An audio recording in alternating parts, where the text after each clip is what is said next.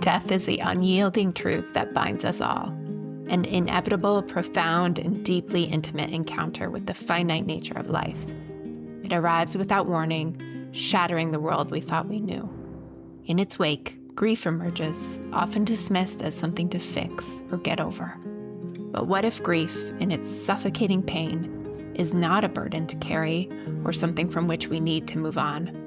What if grief is instead a sacred invitation, an opening to feel more deeply, to connect in unimaginable ways, and to transform all that we knew to be true? I'm Laura Walton, and I'm so grateful you're here. Together, let's step into the uncharted terrain of death and grief, not as something to fear or avoid, but as a force that shapes us, breaks us, and ultimately remakes us. Let's meet it not with resistance, but with curiosity and courage. And let's do this on purpose.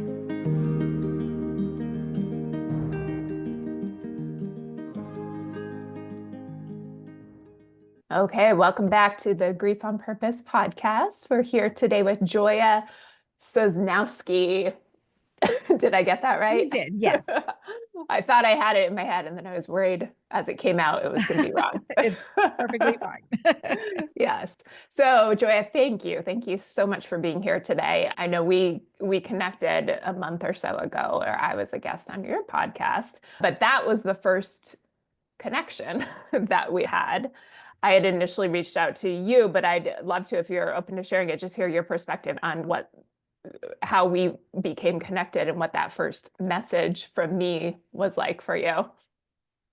You reached out to me on Instagram because I had been sharing my journey that I have been going through when my son unexpectedly passed away in February. And prior to that, I'm a spiritual teacher and I share my spiritual journey and all of these things on Instagram. And so after about a week, I was like, this too is part of the human experience, part of the human journey, and definitely, certainly part of my spiritual experience. And so I started sharing it again. And then you sent me a lovely DM about the project that you're working on around grief and yoga and different ways, alternative ways, or I don't even know if they're alternatives so much as they are ways of actually going in and working with grief rather than bypassing our grief or stuffing it and moving on, and just all the different ways people handle grief. And so I really appreciated the way that you approached it and your ideas and your philosophy, and of course your own lived experience around it definitely opened up my heart to say, oh yes, I would absolutely love to talk to you about my experience with grief. Yeah. Okay. Well, thank you for being willing again. Yeah, I had just started to kind of step a foot into a community that I believe at least you've been a part of for a while. And somebody within that community had mentioned your name because your son had recently died. And she was just referencing the kinds of information that you were posting online. I looked at that and I found that to be just what you were posting being so beautiful and honoring the immense pain of the grief of the death of your son and your different commentary on different perspectives through the lens of, I think, beliefs and practices and so on that you have. And seeing those two, the beauty and the pain, like kind of melded together in the way that you did it, to me was really inspiring and something that I had wished I would have had 20 years ago when I was going through my most intense grief, and how I could see that perspective might be helpful. So anyway, I reached out to you to try to have a conversation with you about that. And here we are today. Yeah, so grateful. Thank you. Yeah. It's an important conversation. So I'm so happy that you are having these conversations. Yeah. I think they're important too. Yeah. What's your son's name? Weston. Weston? I have a niece named Weston. You do? Oh my gosh. I have never met another Weston. So it's kind of cute that the one that you know is a girl. Yeah. Was there a reason for his name? I liked it. My ex-husband, his dad, we were going to name him after his dad. And then I'm one of those people, like when I named my daughter, I spent 9 months deciding on a name. Like, it's a big deal to name a child. And so with Weston, it was going to be his dad's name. And like 2 days before, I'm ready to have a baby, he goes, I think it'll be weird just running around saying my own name all the time. And so I had to pour through baby books and baby books. Could not find a name I liked until I finally got to the W's and I heard Weston and I was like, oh, I like that. It's a very strong, fun, unique name. And so it just kind of Yeah. rang for me. And then it wound up being such a perfect name for his personality. Yeah. Yeah. I love that. Did you call him Weston or was there a shortened version of I that? called him Weston. Yeah. Yeah. But once I Okay. think a lot of his friends called him West, but I called him Weston all the time. Uh-huh. Yeah. Uh-huh. I love that. My niece is actually named after the Weston, Connecticut, which is where my dad is from. So that there's a kind of interesting connection there too. But I love that. yeah, yeah. So is it okay if we just dive into it? What happened with Weston? Uh, well, long story short, it was a car accident that happened Mm. here in Arizona late at night. And he was just driving recklessly, being an 18-year-old boy, not thinking, feeling upset about leaving his girlfriend. It was Valentine's weekend. And you know how when you're in love and you're 18 and you're in a different state, and it's like, it's the end of the world because I'm not going to get to see you for another month or another 3 weeks or however long it's going to be. So he was not in his right state of mind and apparently had stolen alcohol and he was drinking and driving. So he was drinking and driving. He was driving very fast and decided to try to drift through a roundabout and lost control of his car and crashed. Well, I'm sorry. Yeah, thank you. I know it's Mhm. still fresh. It's, oh my gosh, what is that? Three months or so? Almost three Yeah. months. Yeah. Yeah. And his Yeah. 19th birthday is Saturday. So Oh, there's that. Also, yeah. it's like, oh, the first birthday without him here. And of course, his birthday is always on Mother's Day weekend. So, Oh, and there's that. so how are you feeling about that weekend coming up? Well, I just moved into like in the middle of all of this. In fact, the week after to the day, just about, my husband lovingly reminded me that I had signed a lease on a new space and I had to move out of my old space, my business. And my family helped me move into this new studio space that I'm in. And then it sat for a couple of months. My contractor did the work and stuff that needed to be done. But finally, I decided to still open and launch and decided to do it on the day of his birthday. So Mm, Saturday is actually officially the grand opening of my new space okay. and in honor of him because he was such a full of life, joyful being that it's just such a beautiful way to honor his spirit and knowing that he would be really mad if I didn't do it, if I didn't go ahead with, the things that I love and serving and how I serve women and serve the community. That's happening. And then I have my family here and a good dear friend is flying in. So we actually plan on spending Mother's Day up in Sedona. So I'm looking forward to that, just going and having that healing time with people that I really love and care about. Yeah. Yeah. Yeah. Yeah. I'm sure it'll be a weekend with all the stuff, all the feels going on. All the feels, all the Yeah. feels. Yeah. And in the mornings, we already planned a little thing that we'll do with our small family. And yeah, exactly. It's like grief is a roller coaster. It's this. It's Hmm. not a straight line, that's for sure. As you know, I'm sure after all Hmm. this time, you can still get those full body remembrances of how that Yeah. feels. Yeah. Yeah.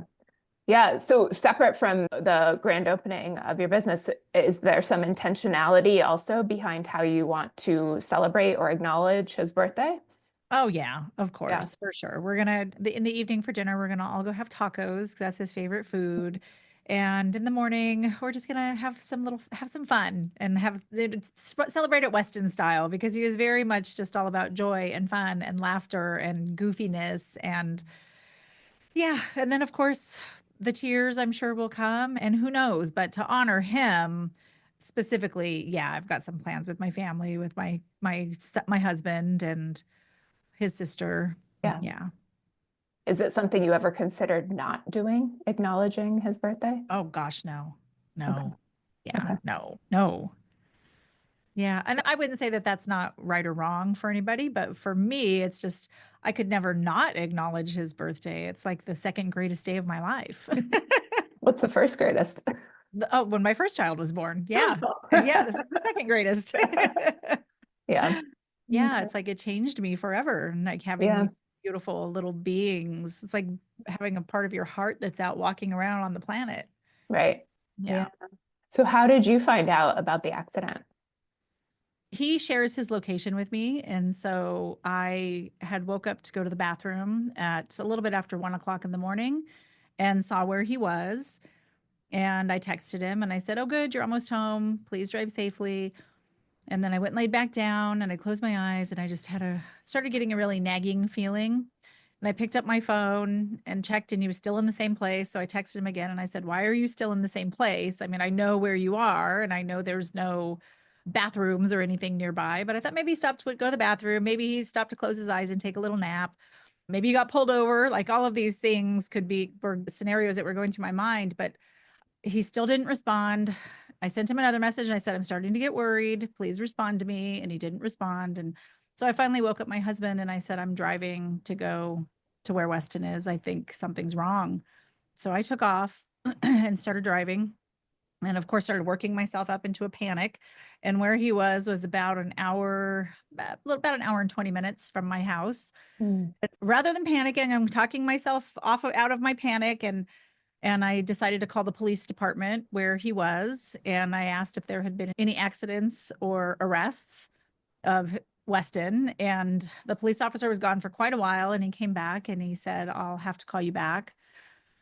And I said, "Okay." And then, of course, he didn't call me back. So I'm driving and I'm about a half an hour now from where I need to be. And my husband called me and he said, "Where are you?" And I told him I was almost to Wickenburg. And he said, "Pull over." And the Phoenix Police Department had come to our house and I wasn't there. And because Chris is his stepdad, they wouldn't tell him, they wouldn't give him any information. But I got on the phone and they asked me if I would come back home. And I said, "No, I'm already an hour away from home, just about."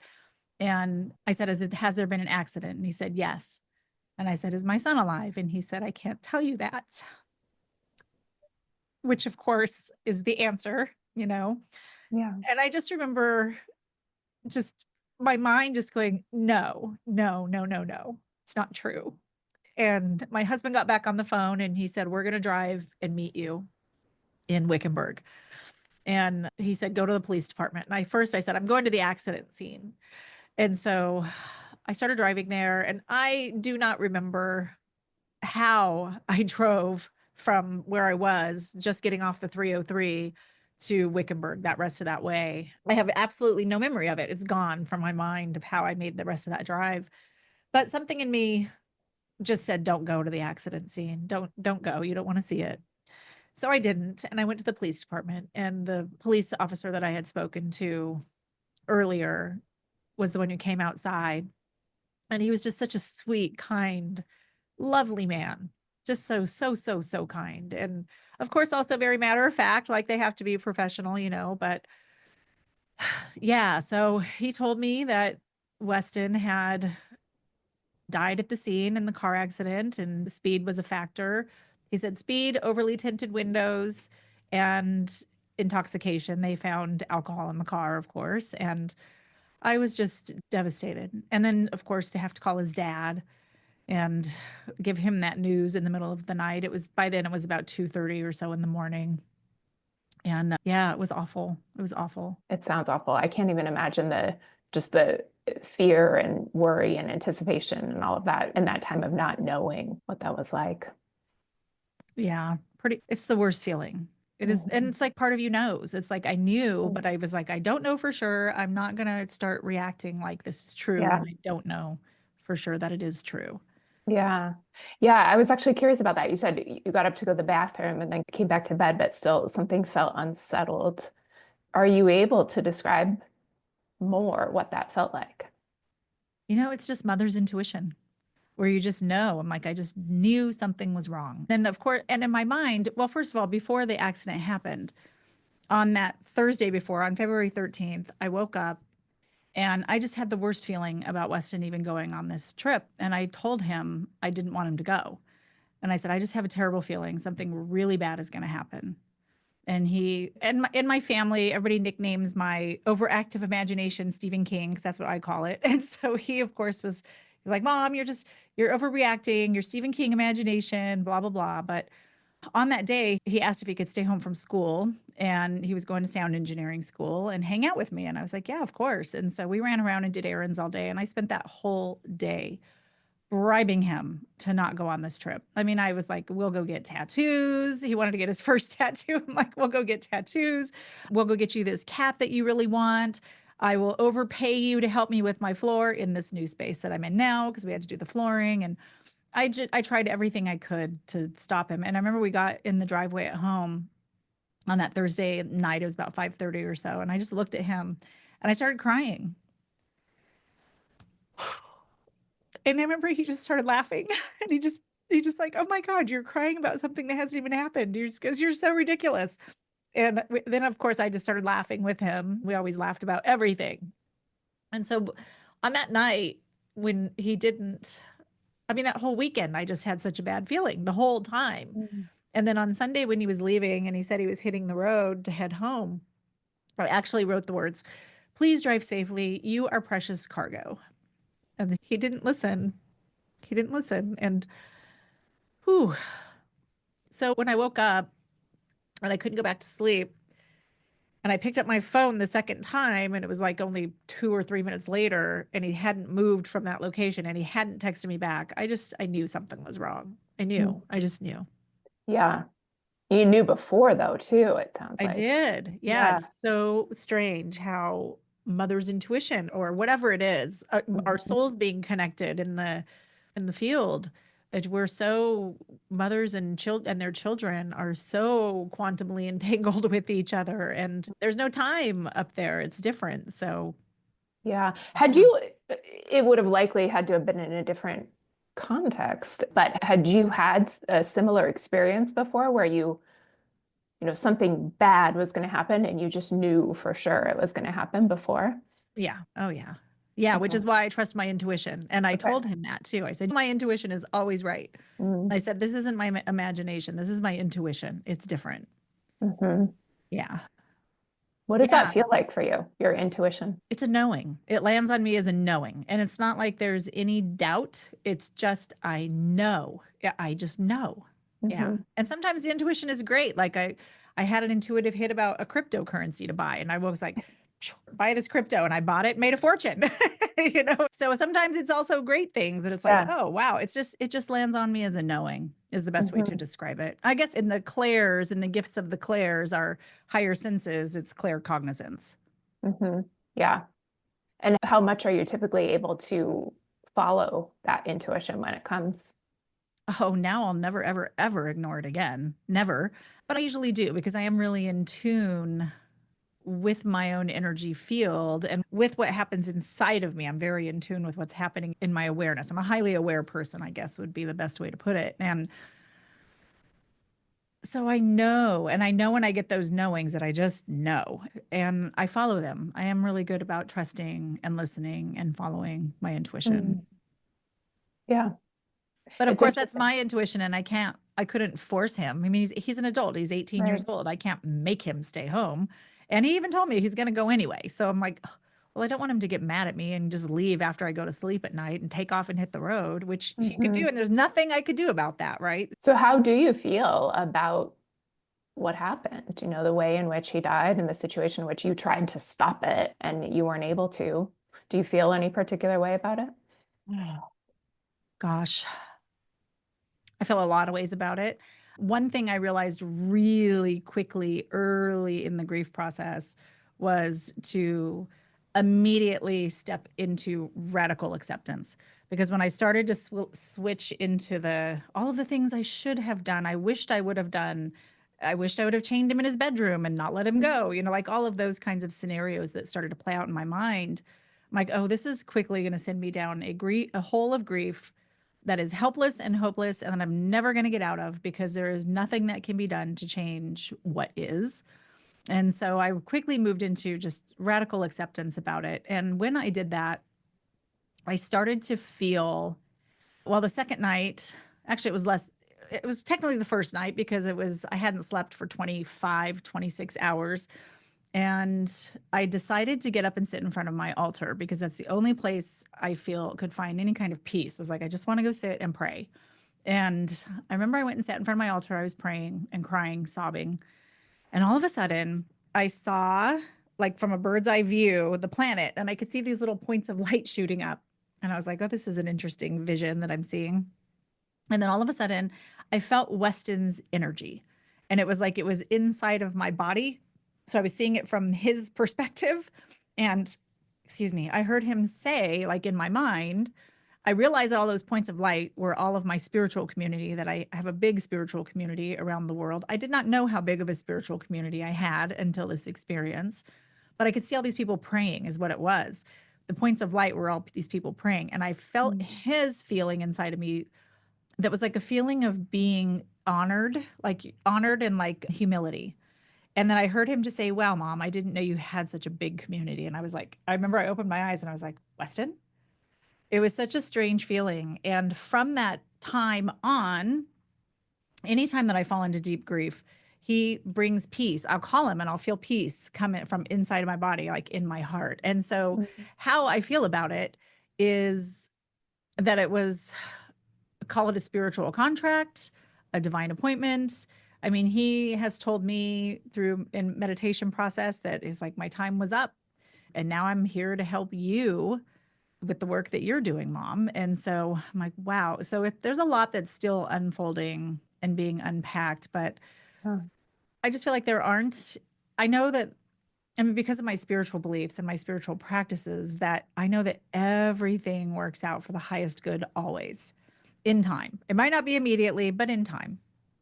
And this one is starting to already unfold in present time. And so it feels like a spiritual assignment. And that there's more than just that premonition. I have a whole bunch of things that happened in 2024 that now they seemed like individual experiences in 2024. But now I can look back and see that I was completely being spiritually prepared for this experience. Do you have an example of that?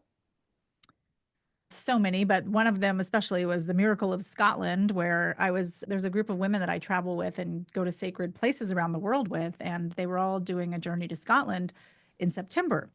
And I couldn't go because we had gone to Bali in May and my husband and I were going to Thailand in November. So I'm like, I've already spent a literal fortune on travel this year and I cannot put any more funds toward travel. And so the woman called me a couple weeks before the trip and she said, are you sure you're not supposed to go? Because you really came to me in a meditation. And I said, I really want to go. I feel super called to go, but I really literally cannot do it. I cannot spend another penny on travel. So the Monday before, they're leaving Saturday, it's Monday, I'm meditating and I hear this voice drop in and it says, prepare for Scotland. And so I just opened my eye and I was like, well, then you better make a miracle happen because I can't go. And then Thursday, Trista calls me and she says, Joya, you're not going to believe this. But one of the women dropped out at the last minute and she's donating her spot. Can you go to Scotland? And I was like, oh my God, yes. Let me go talk to my husband. So Saturday, I'm on the plane headed for Scotland. And while I was in Scotland, I had the most profound experience with Weston's energy. And he was with me the whole time in Scotland because we're 60% Norwegian. And the part of Scotland we were at was where all the Vikings have gone, the Orkney Isles, those kinds of places. And I used to always joke with Weston and say, I think you got all of the rest of whatever was left in our Viking DNA because he was just so huge. He was just big and thick and he looked like a Viking, this big guy. And so he was with me the whole time. But in particularly this one place I went, I felt this pulling to go off by myself and go walk, and I did. And so it's this place called the Fairy Pools. And so I started thinking about Weston. I felt him come in really strongly there. And so I said to the fairies, I said, okay, fairies, if you're real, just give me a sign that I'm supposed to bring Weston here for healing. He was going through some stuff, which I knew about. He was a projector in human design type. So he took on a lot of people's energies. And I was trying to help him, like, what's yours, what's not yours, heal that stuff. And so I said, if he's supposed to come here with me, then just send me a little sign that I'll know he's supposed to come here with me. And so I open my eyes and I start taking a few more steps and I look down, and in the mud is a teeny tiny little gold W in the mud. So I picked it up. I was like, what? And I picked it up and I put it in my pocket. And right when I put it in my pocket, I immediately could feel his energy and I could feel, oh, this is so hard. I could feel how my vibration, that I was unconsciously carrying a vibration that said, Men are not that important. Women are way more important than men. Men are just not that important. And I later found out it's called a divine feminine bias. And I realized and I could see how that vibrational frequency, that underlying belief, that underlying current that I carried had affected him energetically. And Mm. I just sobbed and sobbed and sobbed because I could feel like this deep wound of unworthiness. And I could feel how I was the cause of it, not intentionally, never intentionally. And so I was just crying and crying. And I got back on the bus and I was still crying. And I just was, and luckily I'm with a bunch of spiritually advanced people. So nobody's bothered that I'm crying. And it's not one of those, oh my gosh, are you okay kind of situations. They just let me be. And so I started texting him and and he was up for whatever reason. It was, well, because he's 18, it's the middle of the night. And we had this beautiful conversation about vibrational transmission. And I just said, I am so sorry if you ever picked up this feeling of unworthiness. I'm like, you are not unworthy. You're so important. You're the most important person in my life besides my, your sibling. And so we had this beautiful conversation and he said, don't worry, mom, you're still my desert island partner, which was like, we would always say, if you're stranded on a desert island, it would be with each other because we would have so much fun. And so there was this tremendous healing that happened, not just in him. I saw the difference in him after that too, but also in me, in my own inside energy in my relationship, not only with men externally, but with my own inner masculine energy. Like so much was healed around that experience that, Wow. again, had I not healed that and gone through that experience with him energetically, fast forward to where I am now, I don't think I would feel as at peace and as okay, for lack of a better word, or whole, even inside, maybe is a better word, like this inner wholeness that I feel had I not gone through that experience with him. Yeah. Yeah. Wow. Can you share a bit about what your spiritual practice is, what your belief system looks like? Well, I've always been mystical. I was like, my sisters and I were laughing when they were here last time, when after Weston passed, about how when I was a kid, I used to torture them because I wanted to play church all the time. So I was a very strange child that was like, I loved to play church. I'm gonna have a sip of tea. So I was raised Catholic and fell away from that pretty early and started meditating really early. I think I started first time I meditated, I was 19, was when I started discovering meditation. But I went through a lot of trauma and a bunch of crap before all of that. And so I was very much in my mind for a long time.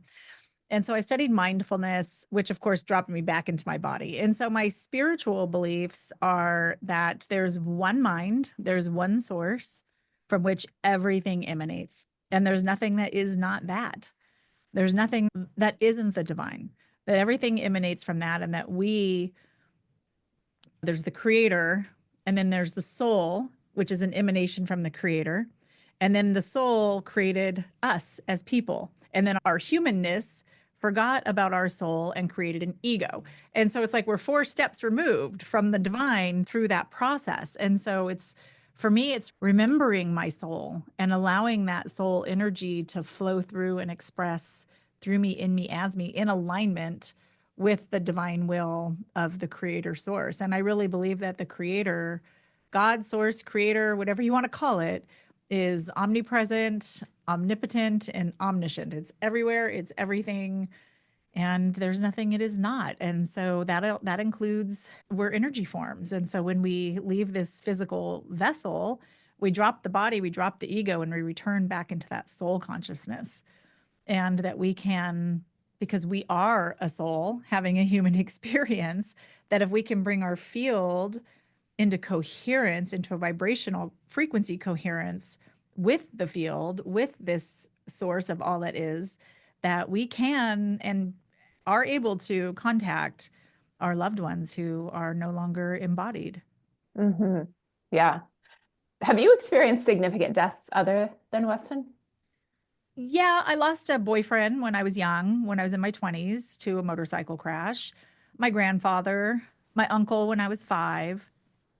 And interestingly, all of those people, my uncle, my grandfather, and my boyfriend, have all come to me in visitations. And so that's why I was like, okay, Weston, I know you can come to visit me because I've had this happen. But of course, when you're in grief, your frequency is not in coherence and it's much more difficult for them to come through.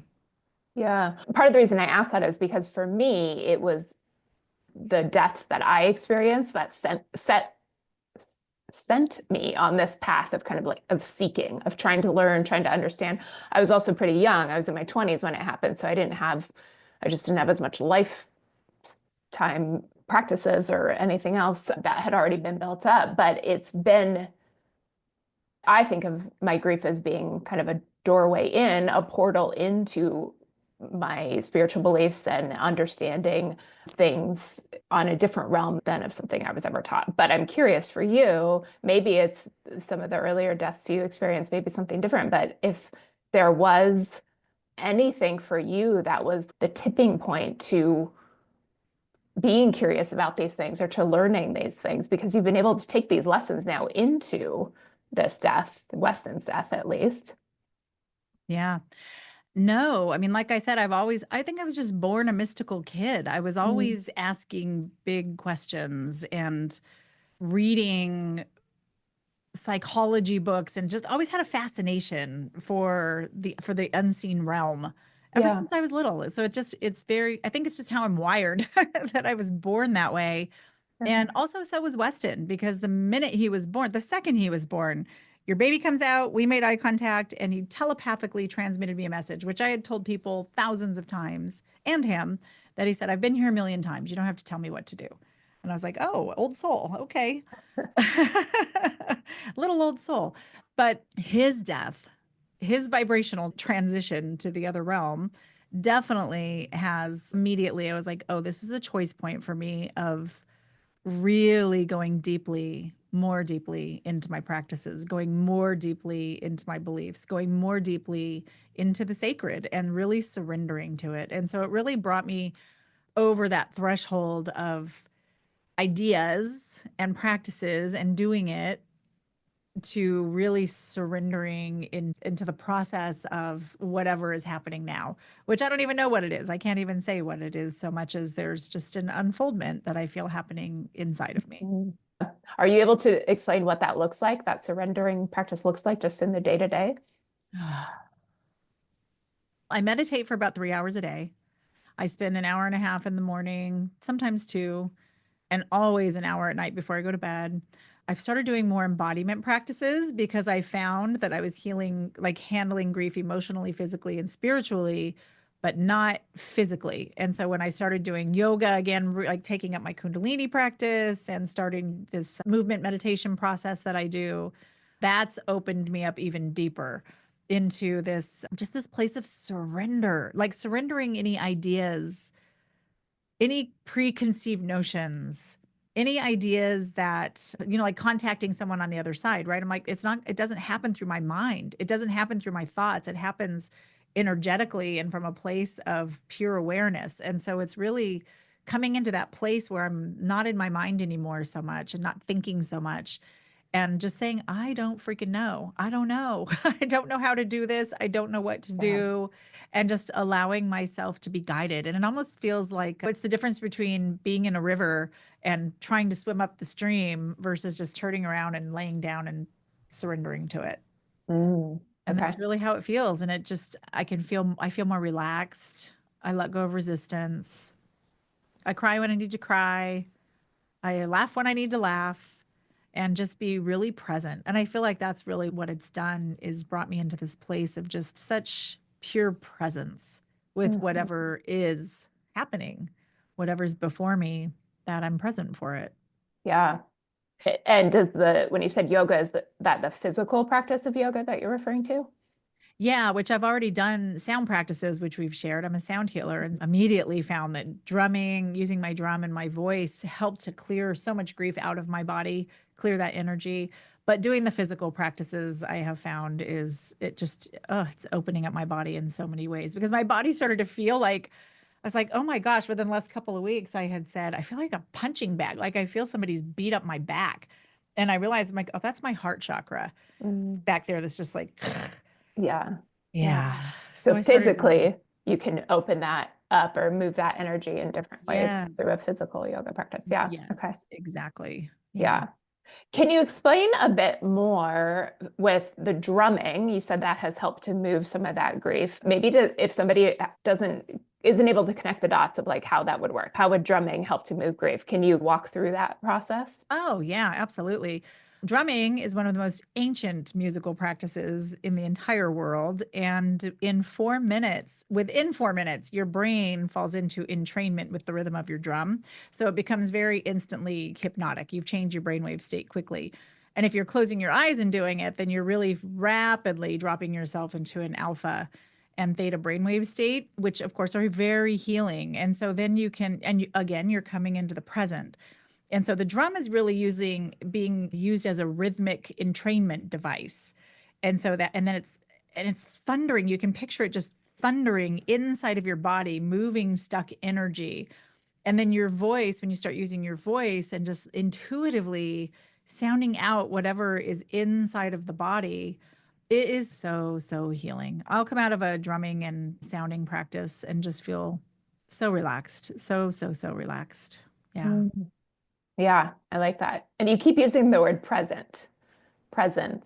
It sounds like you're tapping into a lot of practices that the practice is the presence. Whatever it is, it brings you into that present moment, which if we're grieving, grief is there too in that present moment. Yes, very much. Yeah. But then it doesn't become stacked up. And Hmm. I know you know what I mean, right? From not Yeah, dealing with it. It's like you keep sweeping things under the rug. Eventually that rug gets a mountain and you start tripping over it in your life. And yeah. and when I allow grief to just arise as it needs to arise and express as it needs to express, it's like a wave in the ocean where I could feel it. I could see a tsunami coming. I can feel it coming at me.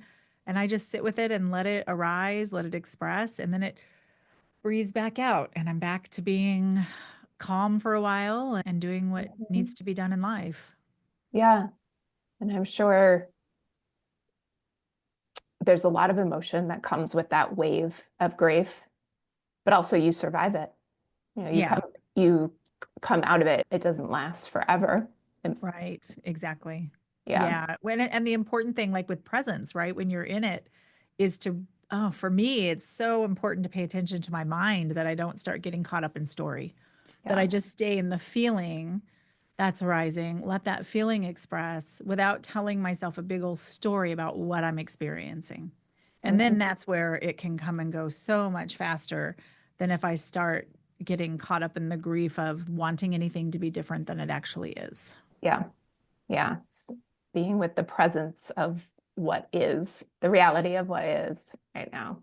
Yeah, because it's not all grief. I mean, it definitely colors my world. Of course, it colors my world, but there's also joy. There's also laughter. There's also love. There's also deep expression. There's also creative expression. There's so much more than just grief.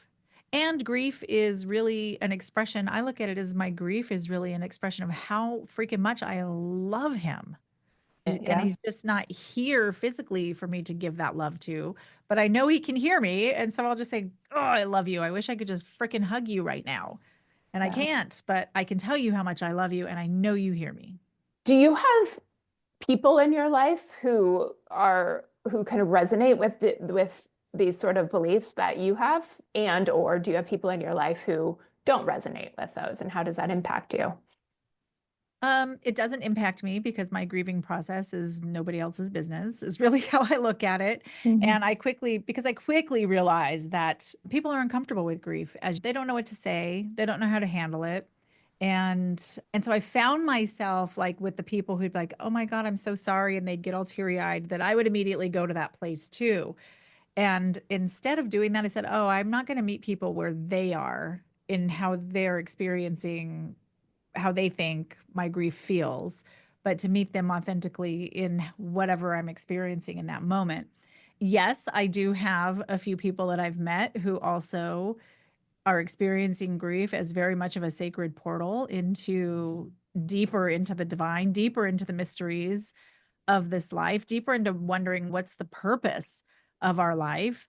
and really living into that. And so I do have those people in my life. And I'm sure there are people who think I'm a weirdo, but they know that I don't care what they think, so they don't tell me. Yeah. Yeah. What is the work that you do? Work, my job, you mean? Or Yeah.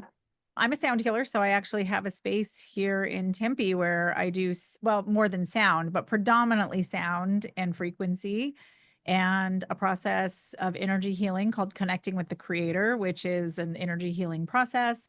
And then I do expressive art, movement, and drumming and singing circles. Okay. Yeah. And it sounds like you've been doing that for a while. Yes. Yes. Yeah. Yeah. Yeah. Yeah. Okay. And mindfulness training. I'm a mindfulness Yeah. as well. Yeah. Obviously, Yeah. that's why the presence training, right? So Mhm. we had talked about all of those things. You and I did about how the gifts of all of these trainings and things have come in handy to have such a profound tool bag to be able to Mhm. draw on, to notice the mind, to notice the stories, to notice the emotions, to notice, just to notice. Mhm. Yeah. To notice, and again, I'm going to use that word present, but to be present with all of it, including the grief, including the stuff that we often, or not, that can be really uncomfortable and people may run from or try to avoid it. It is uncomfortable. Yeah. Yeah. Yeah. It's so uncomfortable. Yeah. Hmm. It's not fun. It is the much less fun part of life, that's for sure. But it's a Yeah. part of life. It's Yeah. so much a part of our human journey. Yeah. And I really honestly believe that, and I can't, and I know you know the quote probably, and I think it's Rumi, maybe, about like to the depths of our grief that we're able to go, to the depths of those lows and those dark places are equal the heights of our joy that we're capable of Hmm. reaching. And so we live in this place of polarity. And so to be able to go into those depths of soul, depths of the human experience, those depths of heart ripping pain, soul ripping pain, and be with that pain really has opened me up, my heart up in such ways that I honestly did not know I was capable of being so open. And so I'm Hmm. starting to feel, and I wouldn't say that I'm like fully, oh, I'm just going to love the world right now, but so much as I can feel my heart really unflowering or flowering open in a really beautiful way that would not have happened had I not gone through this. There's just Right. no way. Yeah. Yeah. Absolutely. Yeah. I've too have seen my grief and the experiences as being in some ways the greatest gifts I've ever received in my life. As Yeah. painful and terrible as they were, and how, as much as I don't know if I would change it, they still have been the greatest gifts that I've received. Probably the wisest teacher I'll ever have. Yeah, Yeah. probably. Yeah. Yes, Yeah. I would agree with that. So I'm wondering if you have this connection with Weston, you can feel him energetically, you can Yeah. communicate with him. Do you have a belief on, does that stay forever or does that change at some point? I've heard that it will stay for as long as I'm alive. And that Okay, even if his soul were to take on another embodiment, the human aspect is just one aspect of your soul. And in fact, some people say that our souls are having lots of lifetimes at one time. right. It's right. So it's like, oh, so there's more than one aspect of you. And it's so hard for our human mind to wrap around that's there. But I feel like it's there forever. It's there forever Yeah. because they're the people who greet you on the other side when you transition over. He told me he was greeted by an angel because first he was very confused and I could feel his confusion. I was like, and I panicked because I was like, oh, he feels so confused. He feels so confused and so lost. And he told me that right after it happened, it was like being in a dream and he wanted to wake up and he couldn't wake up and get back to his Oh, body. Yeah. wow. Ooh, I got Yeah. goosebumps there. That would be a Yeah. confusing Yeah. experience. And then Yeah. he said an angel came and helped him. And so I Wow. thought that was just so beautiful. Yeah. Yeah. Yeah. That is so beautiful. So your experience so far, at least, and the understanding you have of it is that the connection with him will just continue indefinitely. Oh yeah. Yeah, Yeah. I think so. Yeah, Yeah. I mean like human time is nothing compared to cosmic time. Like our Hmm. lifetimes really, it's like even if I live to be 85, that I mean my lifetime is just all of our lifetimes. I've always said they're like turning a light off and on. It's like that's it. Hmm. Yeah, really, truly. Yeah. It's interesting. I've been kind of just working that around in my head lately, because for me, it's been a lot of time that has passed now. So just trying to understand or feel into what my beliefs are and what that means. Does that connection change and shift at some point, or does it stay consistent? So, I think it stays as long as you like intent. If you look at the quantum field, right? If we think about our intention being what collapses everything into reality, that we're quantumly entangled with these energies, with these souls that we've had in our lives, and we're forever entangled with them. And so it's really a matter of, for me, just calling them in. And so the same thing, it could be years can go by, and you can call them, and they'll be like, "Hey, how are you?" It's like calling somebody on a telephone, but energetically. yeah, I Yeah. love that. Yeah. Yeah. I love all these perspectives you have. It sounds like it's been a lifetime pretty much of just study, self-study on your end of coming to understanding that you have now. And it's probably hard to summarize all that. But I'm curious, do you have any like any books or any resources or anything that you've come across as being like a really good summary or starting point for the types of lessons and understanding you're talking about? The lessons in the understanding, gosh, no. I should write one. Is it more like a lived It's more experience? like a lived experience. Yeah. And because I had visitations and things like that from when I was so little, like the first one I was 5 years old when my uncle passed away. And I've always had a fascination. And so I've read so many books about, and then I've had my own near-death experience as well. And having had those experiences, and that kind of curiosity, I've read so many books from the time I was in my early 20s or teenage Yeah. years actually. But one of the books that I really love that so many people recommended to me right after Weston transitioned was Signs. And Mm, I got it and absolutely loved it. And it reframed, oh, I can ask for signs, and I could ask specifically for specific signs and see if he hears me. And oh my gosh, yeah, I started getting him and I was like, oh my gosh, that was a hard one and you did it. Wow. yeah. Okay. So you practiced some of that, Yes. tested it out, and it worked. Yes. Yeah. Yeah. Oh Yeah. yeah. Hmm. Yeah.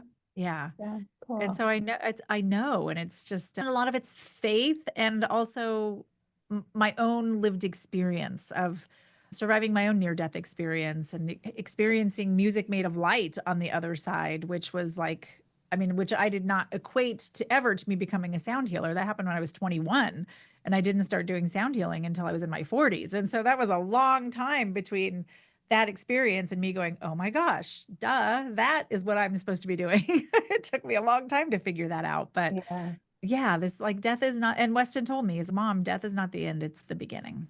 Yeah. Which is hard for us to wrap our human minds around because It I is think really. it's like people say people fear public speaking more than they fear death. I'm like, no, they don't. That is such BS. Our ego just deletes the idea that we're ever going to die, so we don't ever think about it. Yeah. It's not a possibility. Yeah. Exactly. Yeah, Uh, exactly. but I do love that. It's not the end. It's the beginning. What is it the beginning of? Do you have an answer to that? Yeah, I feel like our consciousness, it continues. So this is like an earth school for, so I had this vision a long time ago in a dream, and I had a dream that was not like a normal dream. It was a visit from my guide. And in this dream, I went through this experience with him and then 3 times. And then he said, have you figured it out? And I said, no. And he said, Earth is a frequency school where you come to learn how to hold a steady vibration.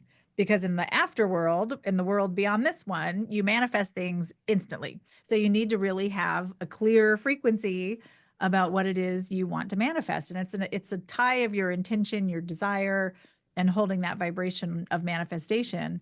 And of course, in the higher realms, it's all about love. It's more, we ascend into this higher octave, really, if you will.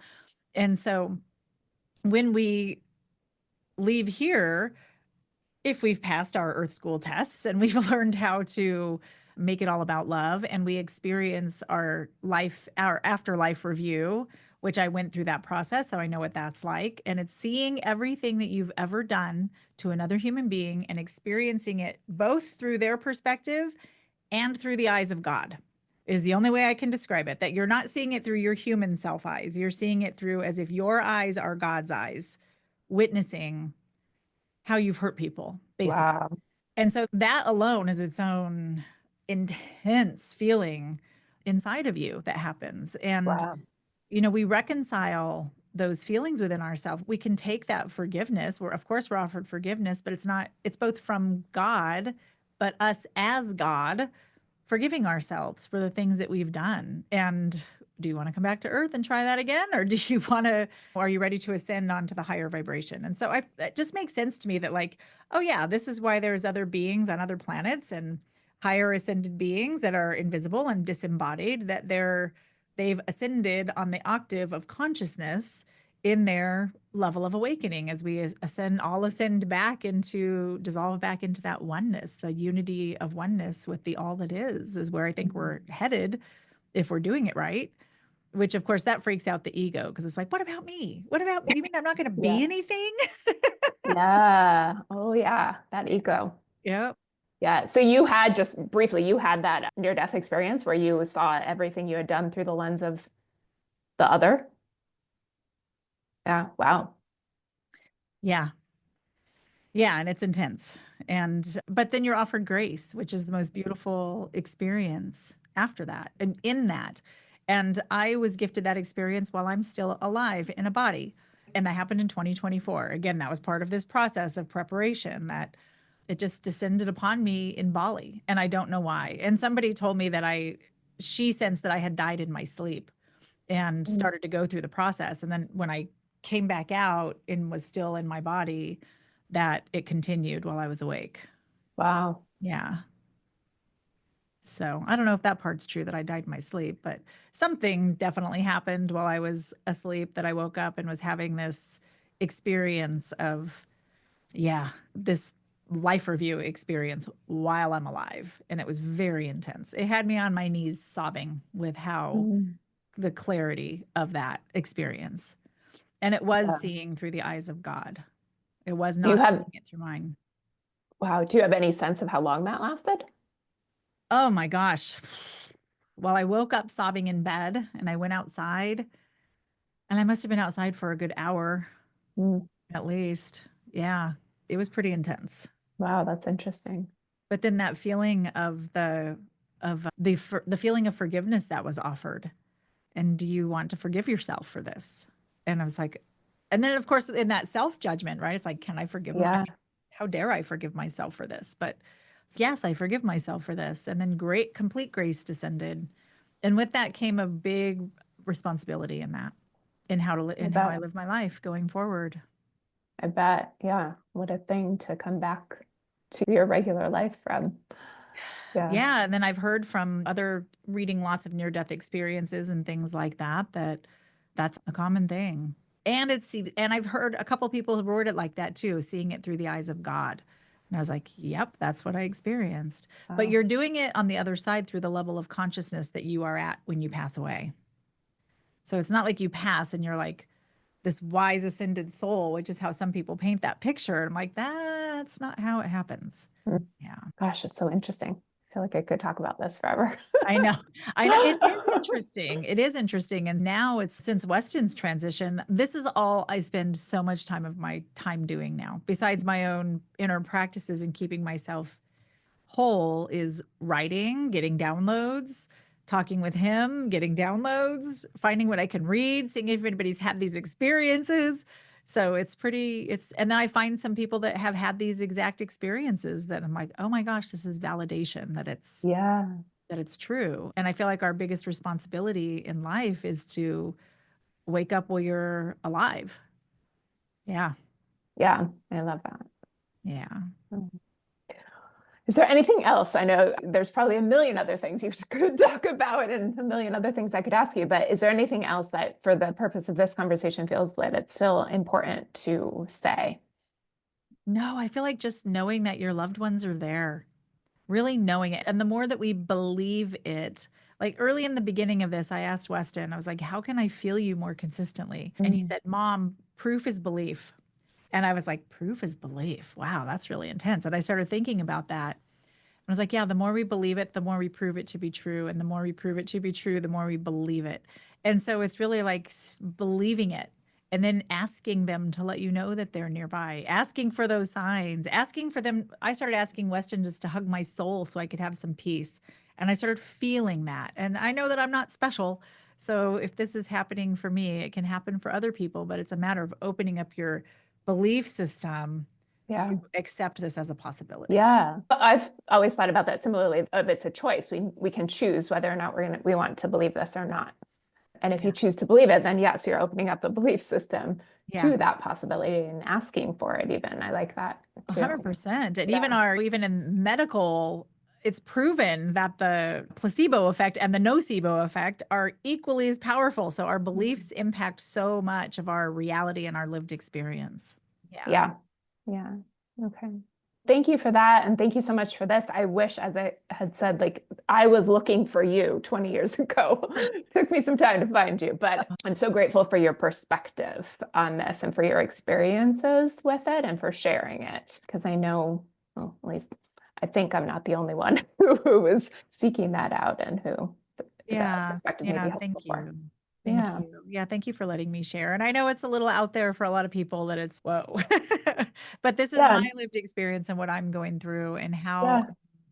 managing the loss of someone that was so dear to me beyond words, as many people are who experience and go through these things, that there's just different ways of looking at it and different ways of Yeah, and it's been in my experience that grief and death have shattered the world that I thought I knew and everything I thought I knew to be true, and have therefore made this sort of conversation, these sort of beliefs, something when I was much younger I wouldn't have bought into, but now with grief, like all that's off the table. For me, it's been all possibilities are possible and are something I want to explore more and understand better. Yeah, and I think if we go into it with curiosity instead of preconceived judgments and Yeah. ideas, then we open ourselves up to unlimited unlimited experiences. Unlimited experiences. And I think that, at least in my experience, and it sounds like in your experience, that makes the experience of living with grief, it's still hard, but it makes it a bit more manageable.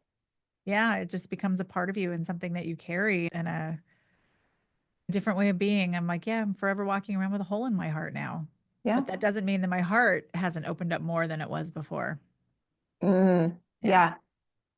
I like that. A wide open heart with a hole in it. Yeah. All right. Well, thank you again. Thanks for Thank being you, here Laura. today. Appreciate you. Thank you for being here with me, Laura Walton, and my incredible guest on Grief on Purpose. Your presence is a gift, and I'm so grateful you're walking this path with us.